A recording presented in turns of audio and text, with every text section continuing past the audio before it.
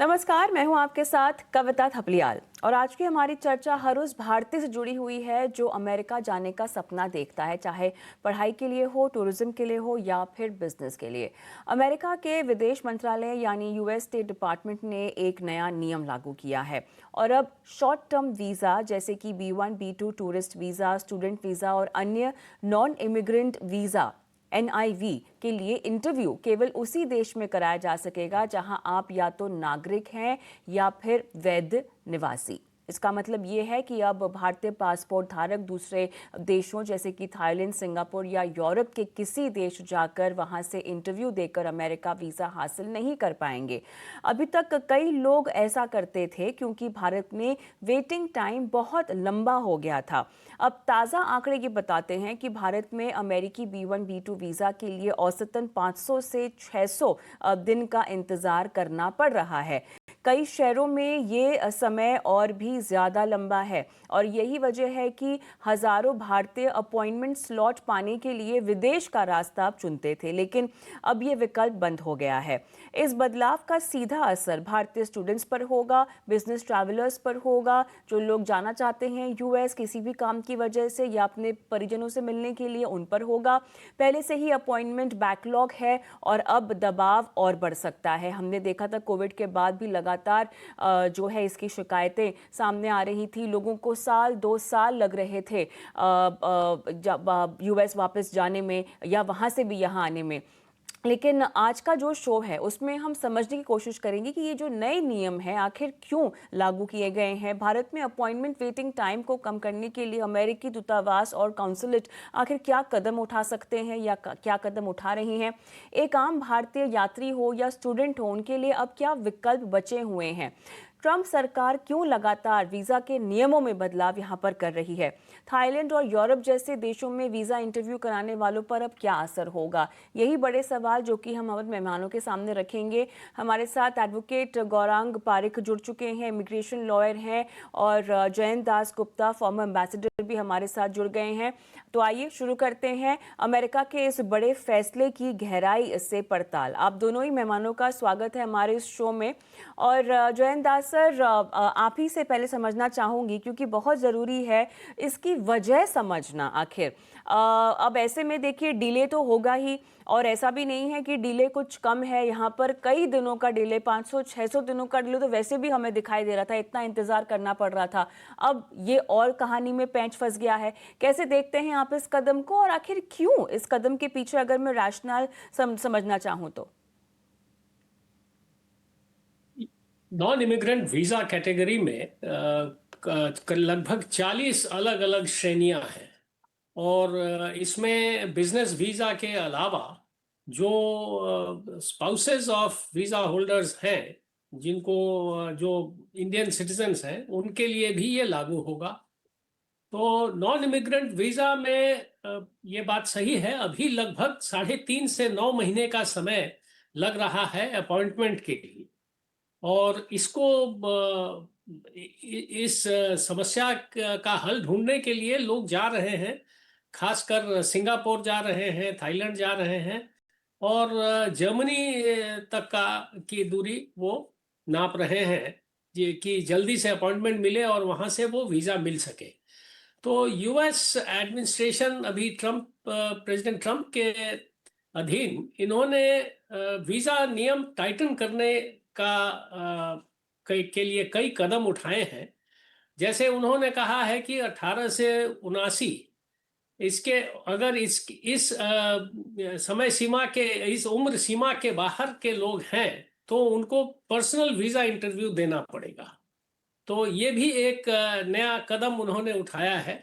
और इस तरह के कई मामले हैं कि 18 साल के पहले अगर किसी को वीजा मिला हुआ है तो 18 के बाद अगर रिन्यूअल की बात आती है तो उन्हें भी इंटरव्यू देना पड़ेगा। तो ये एक जनरल जो उनका रवैया है कि वीजा, यूएस वीजा को आसानी से हम नहीं वो दे, इसके इस पहल के क्रम में ये एक और कदम है।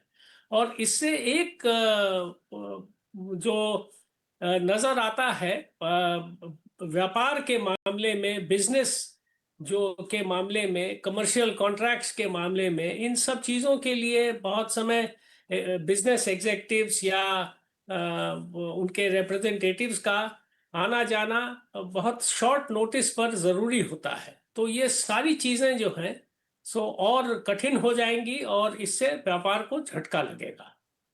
रंग थोड़ा सा उन लोगों की बात कर लेते हैं जहाँ पे व्यापारी ही शामिल नहीं है, बच्चों के भविष्य की भी बात है, क्योंकि स्टूडेंट्स भी मेरे ख्याल से जो कि कतार में होंगे जाने के लिए, जिनकी फिलहाल वीज़ा वगैरह उन सबको प्राप्त हुआ है या जो जाने की प्लानिंग भी कर रहे हैं, अब उन सबको तगड़ा झटका कितना इम्पैक्ट आपको इन टर्म्स ऑफ ट्रैवलर आता हुआ दिखाई दे रहा है गौरांग? नमस्ते Kavita ji, thank you for calling me on your show. Basically ये जो रूल है जो कि आप दूसरे देश में जाके वीज़ा एप्लीकेशन नहीं कर सकते हैं, या अगर आप थर्ड कंट्री में से जाके आपको वीज़ा एप्लीकेशन करना है तो आप कर सकते हैं, नहीं कर सकते, ये रूल बहुत पहले से हैं।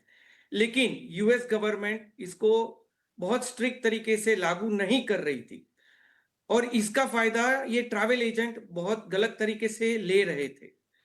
समझो आपको इमरजेंसी में स्टूडेंट वीजा का इंटरव्यू लेना है, या बिजनेस वीजा का लेना है, या स्पाउस वीजा का लेना है, या इमिग्रेंट वीजा का लेना है, तो जो कॉमन पब्लिक था जिसको लेना है इंटरव्यू का डेट, वो उनके पास से ट्रैवल एजेंट्स जो रहते थे वो ज्यादा पैसा चार्ज करके उनको ये वीजा इंटरव्यू डेट लाके देते थे। ये सब उन यूएस कॉन्सुलेट को, यूएस डिपार्टमेंट स्टेट को बहुत सारी कंप्लेंट गई कि ऐसा सब गोरख धंधा चल रहा है, ज्यादा पैसा लेके कोई कोई ट्रैवल एजेंट्स तो 50,000 से लाख रुपया स्टूडेंट्स के पास से लेते थे, B1 B2 के पास से लेते थे। ये सब उनको मालूम पड़ना चालू हुआ कि भाई ये सब चल रहा है। इसकी वजह से उन्होंने ये स्टेप, जो रूल पहले से था ये, उसको ज्यादा स्ट्रिक्ट किया हुआ है। बाकी ये रूल जो था कि भाई आप पर्टिकुलर कंट्री के सिटीजन हो, उसके अंदर से ही आपको वीजा एप्लीकेशन करना है, ये रूल बहुत पहले से है, अभी का नहीं है ये। तो ये तो था, तो बहुत सारी कंप्लेंट उनको गई। मेरे बहुत सारे क्लाइंट जो थे, जिन्होंने स्टूडेंट वीजा एप्लीकेशन किया हुआ था, जिनका रिजेक्ट हुआ या अप्रूव हुआ, उनको भी ये कॉन्सुलर ऑफिसर्स जो थे वो एक टिपिकल क्वेश्चन ये साल से पूछना चालू किए हैं कि भाई आपने कोई ट्रैवल एजेंट के पास से ये ट्रैवल डेट, ये अपॉइंटमेंट डेट आपने लिया है क्या? आपने किसी को कंसल्ट किया है कि भाई ये डेट मुझे चाहिए, या फिर ये डेट मुझे लाके दीजिए?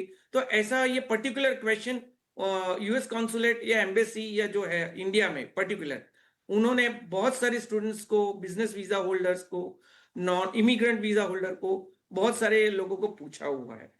तो ये जो प्रैक्टिस चल रही थी उसमें बहुत सारे स्टूडेंट्स जो थे उनको चीट हुआ है, बहुत सारे बिजनेसमैन हैं उनको बहुत चीट हुआ है। तो ये जो है, इसकी वजह से US travel state department, US embassy in India है, उन्होंने ये स्ट्रिक्ट नॉर्म्स चालू किए कि भाई आप इंडियन सिटीजन हो तो आपको इंडिया से ही एप्लीकेशन करना है, आप थर्ड वर्ल्ड कंट्री में नहीं जा सकते। इसके ये एक रीजन मैंने जो बताया कि भाई ये रीजन है। लेकिन इसकी वजह से हमारे जो स्टूडेंट्स हैं जो थर्ड वर्ल्ड में जाके एप्लीकेशन करते थे, समझो थाईलैंड जाते थे, सिंगापुर जाते थे, मलेशिया जाते थे, इंडोनेशिया जाते थे, ये सब जगह पे जाते थे, उनका भी ये स्टॉप हो जाएगा, वो नहीं जा सकेंगे और उनको इंडिया से ही एप्लीकेशन करना है। तो ये जो प्रैक्टिस है, मेलाफाइड प्रैक्टिस, वो स्टॉप हो जाएगा। और ये जो US is a country of immigrants, जो ऑलरेडी उधर इमिग्रेंट्स पहुंच गए हैं, वो क्या करते हैं कि भी उनके कंट्री में और इमिग्रेंट्स नहीं आवे, इसकी वजह से वो लोग स्टॉप करते हैं, ऐसा स्ट्रिक्ट रूल निकालते हैं। लेकिन इनकी वजह से ये साल में मई के बाद 50% स्टूडेंट वीजा का ड्रॉप आया है। लास्ट ईयर जो 2 लाख या 3 लाख स्टूडेंट वीजा इशू किए थे, ये बार उस नॉर्मली 1 लाख 1.5 लाख के आजू बाजू स्टूडेंट वीजा इशू हुए हैं। तो ये जो ड्रॉप हुआ है, उनकी वजह से उनकी जो कॉलेज है, यूनिवर्सिटी है, उनको भी बहुत बड़ा फटका लगा हुआ है। लेकिन ये जो ट्रम्प का पॉलिसी है, वो ट्रम्प का पॉलिसी उनको ये कहता है कि भाई हमारे देश में आप आ रहे हैं तो हम आपको पूरा स्क्रूटिनाइज करके, और आपका जो सोशल मीडिया है, सब सोशल मीडिया आपका अकाउंट जो है वो स्क्रूटिनाइज करते हैं बिफोर इंटरव्यूइंग। यानी आपने एप्लीकेशन फॉर्म सबमिट किया तो आपको एप्लीकेशन फॉर्म के अंदर आपका सब सोशल मीडिया अकाउंट जो है वो डिस्क्लोज करना पड़ेगा और उसको ओपन करना पड़ेगा। आप लॉक्ड रखते हैं तो वो नहीं चलेगा, आपको सब डिस्क्लोज करना पड़ेगा। अगर उनको वो अपने सोशल मीडिया के अंदर कुछ गलत बात दिखाई देती है तो वो उनको वीजा नहीं देते हैं और बहुत स्ट्रिक्ट हो गए हैं। उनका अपॉइंटमेंट भी कैंसिल करते हैं, उनका दिया गया वीजा रहता है वो भी वो कैंसिल करते हैं। इसके अंदर ये है कि आप अपील नहीं कर सकते हैं। यही होता है कि यूनिवर्सिटी या कॉलेज, यूएस यूनिवर्सिटी या कॉलेज, अगर वो उधर रिट पिटीशन फाइल करती है अमेरिका में कि भाई हमको हमारे जो लास्ट ईयर स्टूडेंट आए थे, ये टाइम स्टूडेंट बहुत कम हो गए, उसकी वजह से इंटरनेशनल स्टूडेंट्स नहीं आ रहे, हमारे फीस में कटौती हो रही है, हमारी इकोनॉमी को खत्म ये प्रॉब्लम हो रहा है, तो यूएस कोर्ट्स वो उसके ऊपर बैन लगा सकती है। लेकिन अभी जो मौजूदा परिस्थिति है जिधर ट्रंप सरकार ने उनके देश में आने से सबको रोक रही है, तो ये जो स्टेप है कि भाई आप अपनी कंट्री में ही एप्लीकेशन कर सकते हैं और अपनी कंट्री में से ही इंटरव्यू दे सकते हैं, ये स्टेप वो उसके अंदर फॉरवर्ड स्टेप है। दूसरा इन्वेस्टर्स वीजा थे। इन्वेस्टर्स वीजा में भी अभी EB-5 करके वीजा थे। EB-5 में आप 10 करोड़ या 8 करोड़ इन्वेस्ट करते थे तो इन्वेस्टर्स को भी इंटरव्यू डेट नहीं मिलती थी, तो वो लोग क्या करते थे, आप जाते थे कंबोडिया जाते थे, वियतनाम जाते थे, सिंगापुर जाते थे, उधर जाके आप वीजा अपॉइंटमेंट लेते थे। EB-5 का जो इन्वेस्टर वीजा है तो 10 करोड़ रुपए आप इन्वेस्ट करते हो लेकिन इनको इंटरव्यू डेट नहीं मिलती थी, तो ये भी स्टॉप हो जाएगा। और ये वीजा जो EB-5 इन्वेस्टर वीजा है जिधर अमेरिका को फायदा होता था कि 10 करोड़ रुपए आप इन्वेस्ट करते हैं और आप उधर से ग्रीन कार्ड लेते थे, तो वो भी उसको भी बैक ट्रैक हो जाएगा। अभी EB-5 पहले जब नया नया चालू हुआ था EB-5 1990 में, और जब ये EB-5 का ज्यादा चलन चालू हुआ 2014-16 से चालू हुआ कि 5 करोड़ इन्वेस्ट करो, 8 करोड़ इन्वेस्ट करो, 10 करोड़। उसके बाद में ये ट्रंप सरकार आने के बाद उसमें भी बहुत बैकलॉग हो गया है और अभी तो 2-3 साल इन्वेस्टर्स वीजा को भी 2-3 साल ग्रीन कार्ड मिलने में लग जाती है। और कभी कभी तो ऐसा होता है कि उधर जो कंपनी में आपने इन्वेस्ट किया है वो कंपनी भी बैंकरप्ट हो जाती है, ये होता है, तो उनका वीजा, उनका पैसा सब चले जाता है। तो ये सब तकलीफें हैं। लेकिन मेरे एक्सपीरियंस से ये लगता है कि भाई ये जो फेस है ये स्टूडेंट वीजा का, ये अपॉइंटमेंट डेट का, वो टेम्परेरी है 1 या 2 साल के लिए। उसके बाद में जब से उनको मालूम पड़ना चालू होगा कि भाई ऐसा ऐसा प्रॉब्लम हो रहा है हमारे बिजनेस में, हमारी इकोनॉमी को तकलीफ हो रही, तो ये 1 या 2 साल तक ये थोड़ा प्रॉब्लम आ सकती है, उसके बाद में वापस सब ठीक हो जाएगा। नहीं, लेकिन अब यहाँ पर बच्चों का भविष्य है, वो तो 1-2 साल के लिए नहीं टाला जा सकता ना, आपका बिजनेस तो नहीं रुकेगा। अब यहाँ पर तो आपको निरंतर प्लानिंग करनी पड़ेगी और आपको प्लानिंग बदलनी भी पड़ेगी। अब ऐसे में गुप्ता साहब, किस तरह की बातचीत की जा सकती है? क्या भारत की तरफ से किसी भी तरह का कोई कदम या किसी भी तरह की कोई सिफारिश या कोई रिकमेंडेशन गुप्ता साहब दी जा रही है यूएस को?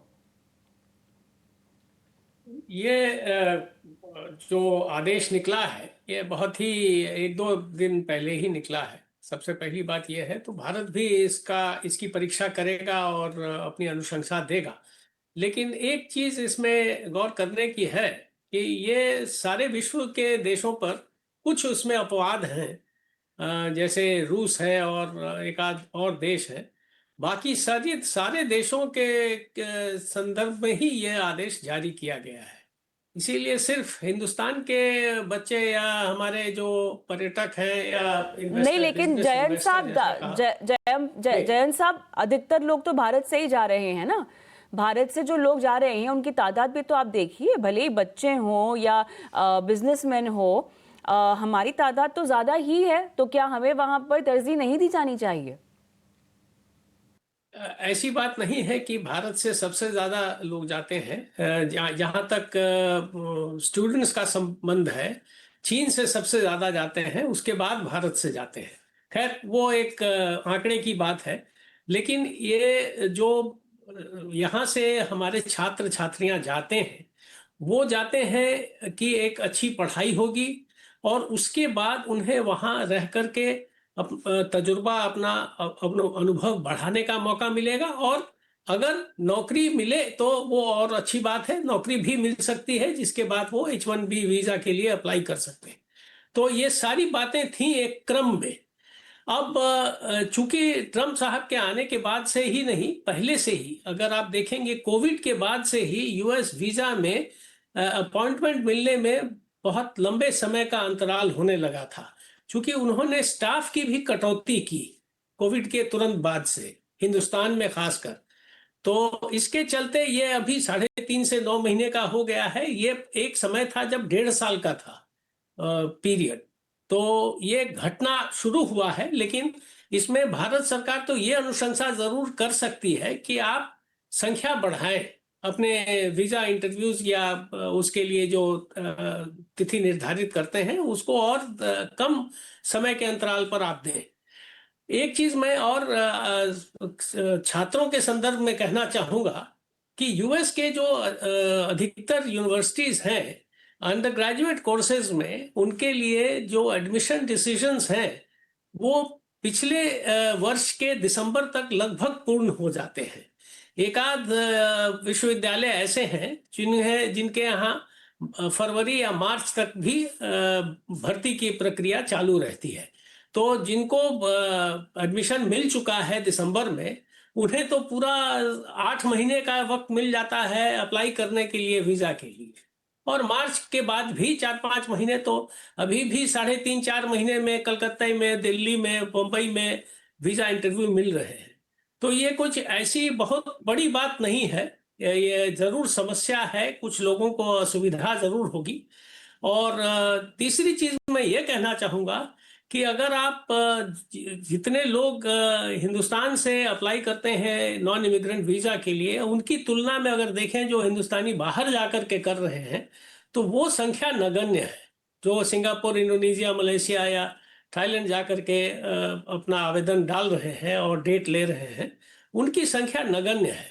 तो अब उसी में कटौती होगी कि वहां से आप नहीं अप्लाई कर सकते हैं, इतनी ही सी बात होगी। चलिए गौरांग, आप क्या कहते हैं? हाँ, सही बात है।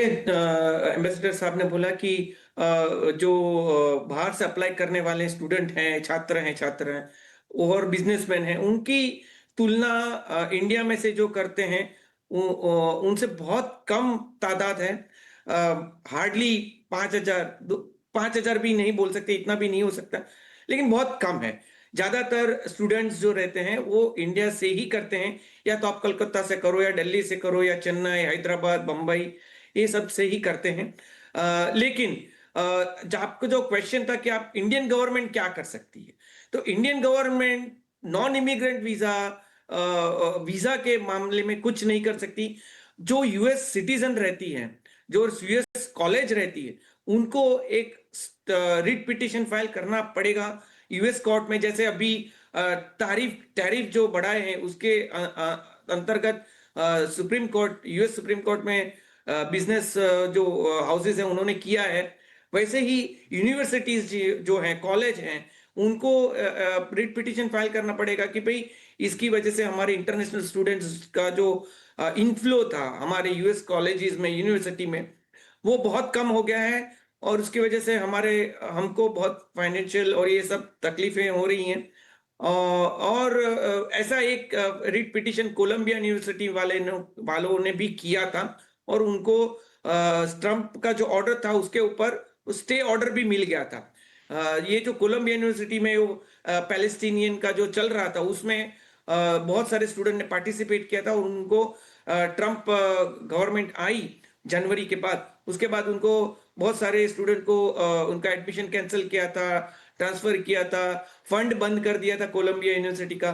तो कोलंबिया यूनिवर्सिटी ने रिट पिटिशन फाइल किया था और वो जो ट्रम्प का जो ऑर्डर था उसके ऊपर स्टे ऑर्डर भी ला दिया था।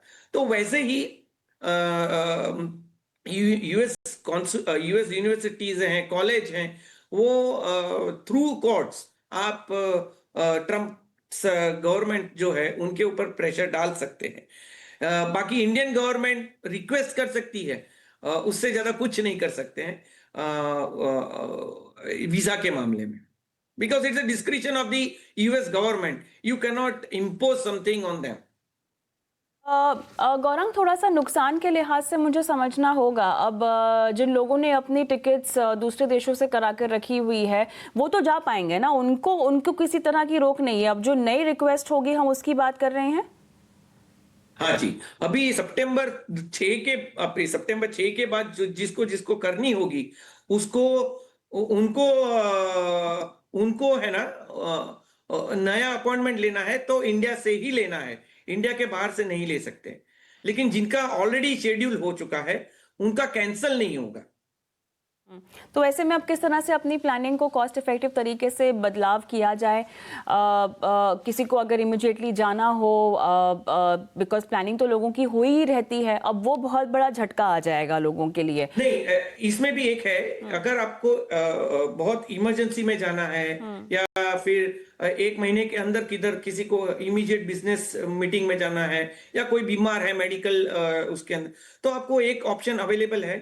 आप इमरजेंसी वीजा के लिए एप्लीकेशन कर सकते हैं और उनके साथ डॉक्यूमेंट अटैच कर सकते हैं कि भाई मुझे इमीडिएट बिजनेस मीटिंग के लिए जाना है, कॉन्फ्रेंस के लिए जाना है, या कोई बीमार है या कोई कोर्ट केस है उधर, तो फिर आप डॉक्यूमेंट अटैच करो, आप ईमेल करो उनको, तो आपको वो इमरजेंसी वीजा डेट अपॉइंटमेंट भी देते हैं। ऐसा नहीं है कि आपका वो प्रॉब्लम नहीं समझते, लेकिन आपको वो एविडेंस करना पड़ेगा, आपको डॉक्यूमेंटेशन करना पड़ेगा कि why do you want to schedule an interview और अपॉइंटमेंट ऑन इमरजेंसी बेसिस। अगर आप वो डॉक्यूमेंटेशन करते हैं, आपको इमरजेंसी वीजा अपॉइंटमेंट चाहिए, तो वो आपको नियर फ्यूचर यानी 1 महीने के अंदर अंदर आपको, कभी कभी 15 दिन में भी मिल जाता है, लेकिन वो डॉक्यूमेंटेशन आपको लगाना पड़ता है और ईमेल करना रहता है, तो वो आपको इमरजेंसी अपॉइंटमेंट भी देते हैं। उसके लिए कोई एक्स्ट्रा चार्जेस नहीं है। यानी अगर आप ट्रैवल एजेंट के थ्रू करते हैं और आपको ट्रैवल एजेंट बोलता है कि भाई हमको एक्स्ट्रा चार्जेस लगेगा, ये लगेगा, वो तो आप उसके झांसे में मत आइएगा। उसका this is available online, US travelstate.gov के वेबसाइट के ऊपर ही है। आपको लॉगिन आईडी पासवर्ड करना पड़ेगा और आप इमरजेंसी अपॉइंटमेंट भी शेड्यूल कर सकते हैं। ऐसा नहीं है कि US government, US state department आपको इमरजेंसी अपॉइंटमेंट नहीं दे रहा है, वो दे रहा है, लेकिन आपको डॉक्यूमेंटेशन करना पड़ेगा, that's it. There are no extra fees for that. Alright, चलिए, तो यहाँ पर थोड़ा सा पेंच फंसता हुआ उन तमाम लोगों के लिए जो कि प्लानिंग कर कर बैठे हुए थे। लेकिन फिलहाल ये लेटेस्ट अपडेट, जहाँ तक यूएस के वीज़ा की बात है, यहाँ पर नियम थोड़े से और सख्त होते हुए दिखाई दे रहे हैं। बहुत बहुत धन्यवाद आप दोनों का शिरकत की, दर्शकों का मार्गदर्शन किया। धन्यवाद, धन्यवाद, थैंक यू वेरी मच। धन्यवाद, थैंक यू। और आज के इस एपिसोड में मुझे भी इजाज़त दें। नमस्कार।